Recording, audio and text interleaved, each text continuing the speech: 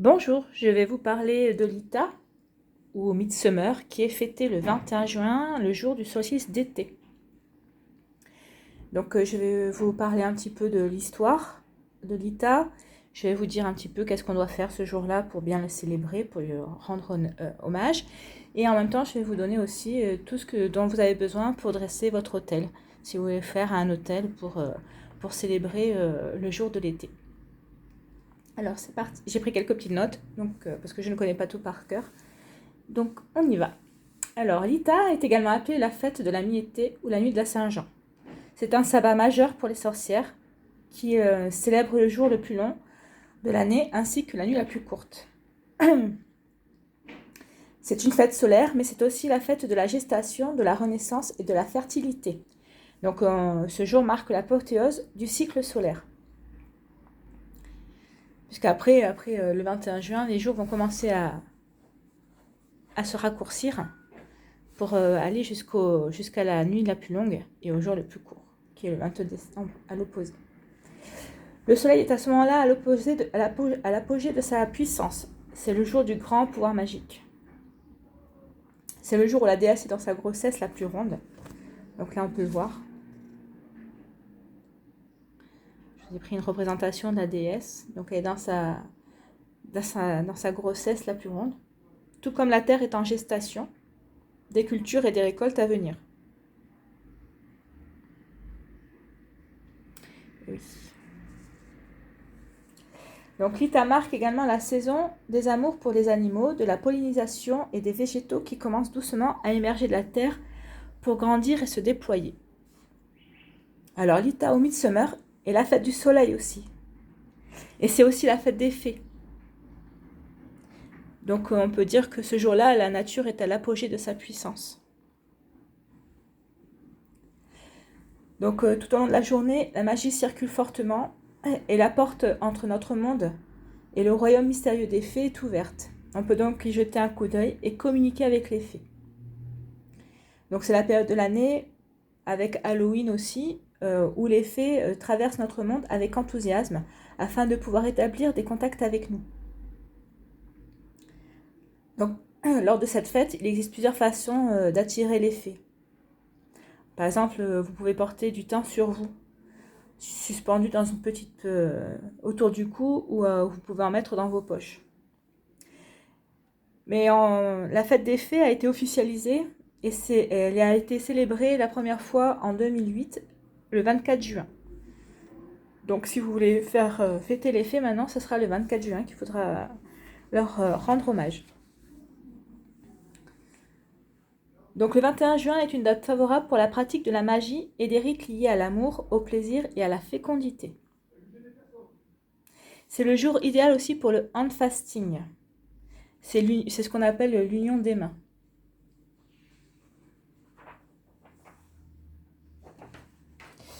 L'union des mains avec la personne désirée, forcément. Forcément, vous n'allez pas faire une union avec quelqu'un que vous n'avez pas envie. C'est une cérémonie d'engagement et le terme correspond pour la Grande-Bretagne et pour l'Irlande aux fiançailles. En Écosse, par contre, le terme faisait référence à un mariage au XVIe et au XVIIe siècle. D'ailleurs, si vous avez vu le film Braveheart, elle y est la cérémonie du hand fasting. D'ailleurs, tiens, je reverrai bien ce film. Donc l'Ita rend également hommage à Dionysos, le dieu du vin et de l'hydromel, qui est un dieu cornu. Vous voyez, solstice 21 juin.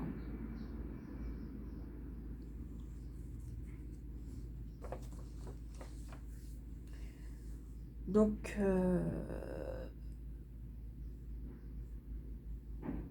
pendant les rituels, invoquez plus particulièrement les divinités qui sont affiliées au plaisir, à l'amour et à la joie. Donc parmi ces divinités, vous avez Aphrodite ou Vénus, selon c'est la même chose, mais c'est ou grec ou romain, c'est selon. Vous avez Astarté, vous avez Cupidon, Erato, Eros, vous avez Freya, Inanna, ça c'est les divinités pour l'amour. Pour la fertilité aussi, vous pouvez invoquer Amon, Apollon, Indra, Dionysos, Déméter, Astarté, Bacchus. Vous pouvez pour l'agriculture aussi Adonis, Amon, Déméter, Baldur, Osiris, Thor.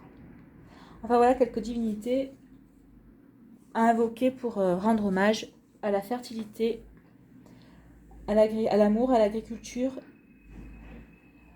et à la fertilité.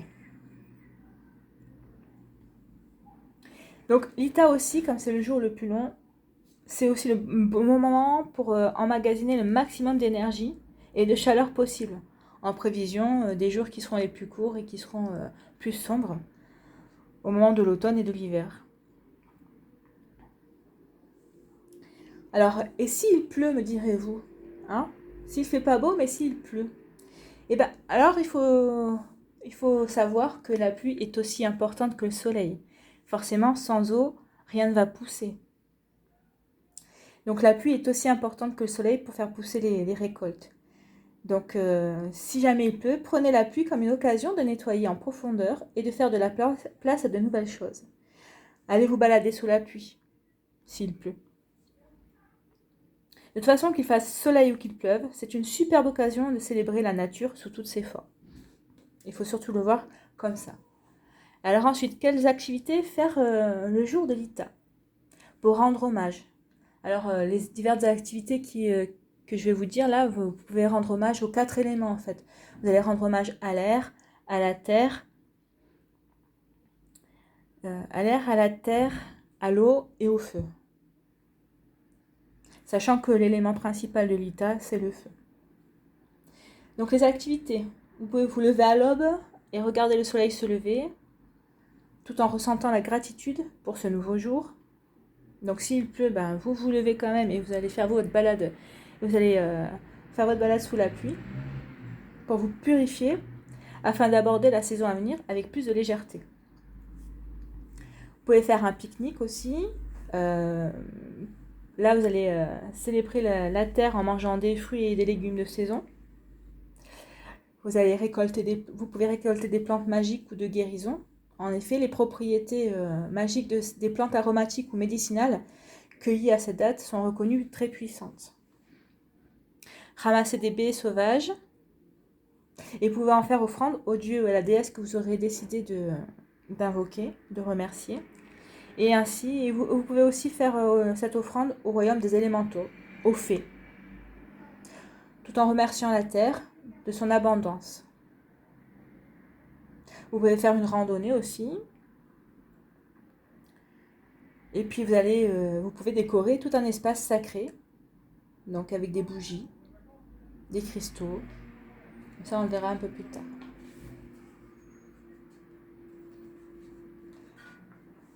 Installer un bouquet de fleurs fraîches aussi. Ou acheter vos herbes aromatiques. Si vous voulez acheter un beau pot de basilic, par exemple.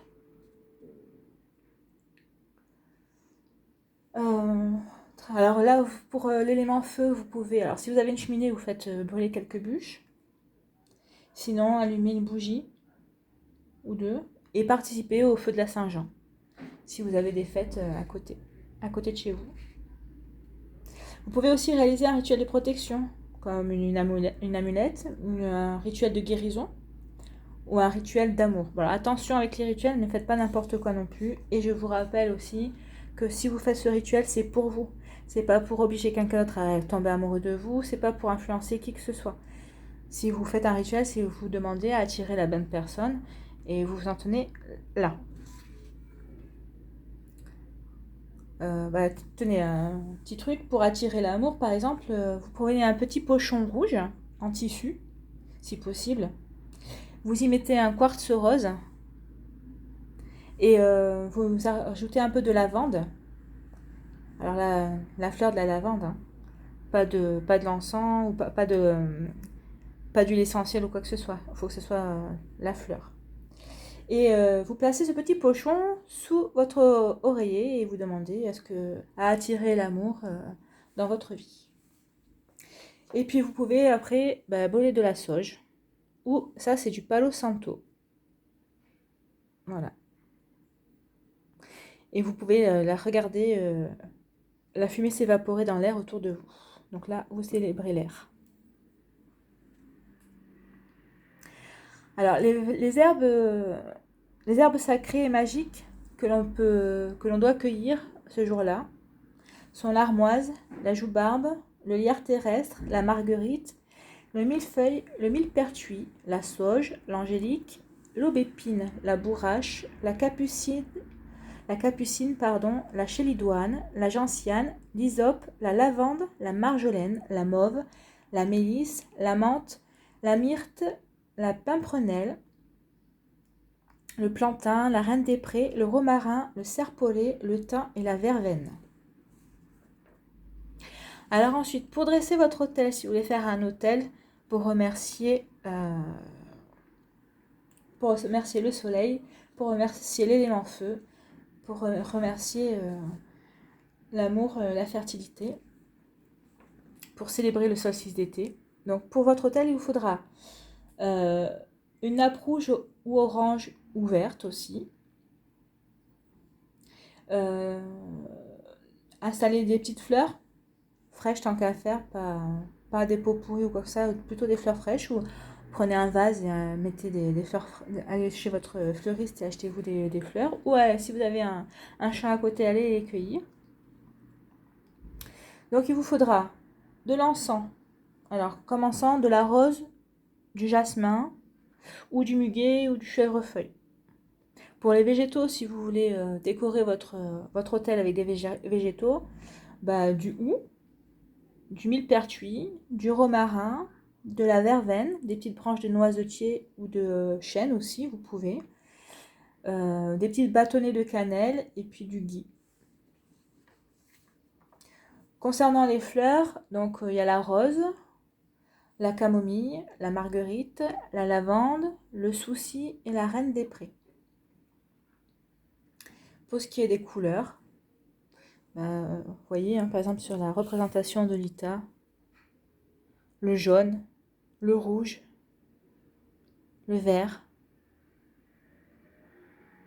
dominance de vert, de rouge et de jaune. Donc c'est de l'orangé aussi, c'est surtout ces couleurs-là.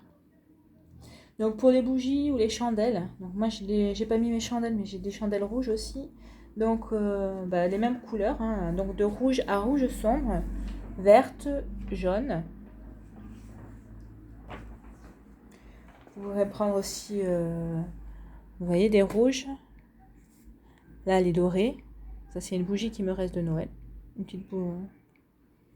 Voilà. Donc pour les pierres, vous avez l'agate mousse qui est vert foncé. Hein. On ne le voit pas très bien, mais là, elle est vert foncé à la base. Le jade.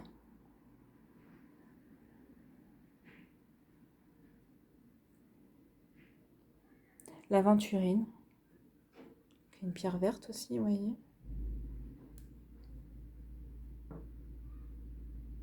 La citrine.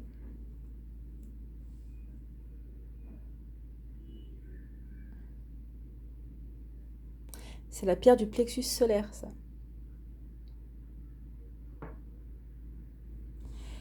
Nous avons aussi la topaze impériale, mais j'en ai pas. La pyrite. Vous voyez comme elle brille. Elle est très jolie, cette pyrite.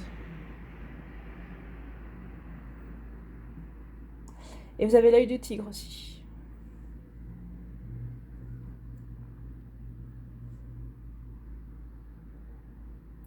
La planète de ce jour-là à célébrer, c'est Mercure. Et en principal élément, c'est l'élément feu. Mais comme je vous l'ai dit tout à l'heure, selon les activités que vous allez faire, vous pouvez honorer les 4 éléments. S'il y a bien un jour de l'année où vous pouvez les honorer, c'est bien ce jour-là. Puisqu'on a besoin de la terre pour la gestation des récoltes, le soleil et le feu et l'eau. Donc le soleil et la pluie pour les faire pousser et l'air pour polliniser. Donc si vous voulez faire une petite prière au soleil aussi, j'en ai une ici. Donc, le soleil, c'est la vitalité. Astre rayonnant, Père bienveillant, sous ton influence, je me sens esprit et corps vaillant, bel et bien vivant. Voilà. En plus, c'est une incantation à dire le dimanche. Ça tombe bien, puisque le 21 juin sera un dimanche. Voilà, je vous remercie. Merci de m'avoir écouté et je vous dis à bientôt pour une prochaine vidéo. D'ici là, prenez soin de vous.